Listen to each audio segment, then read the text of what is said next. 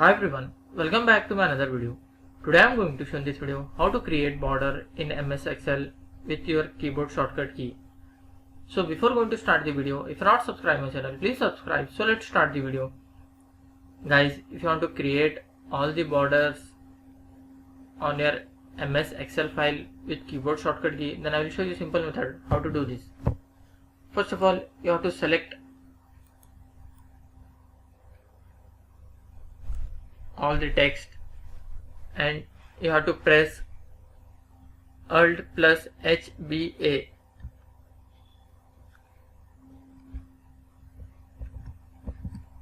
You can see all the borders has been inserted.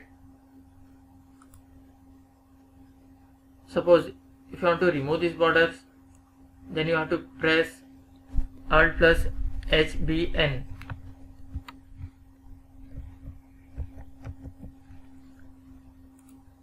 You can see all the borders has been removed. That's it guys. So in this way you can create border in your MS Excel with your keyboard shortcut key. Thanks for watching. Hope if you like this video, please like, share and don't forget to subscribe.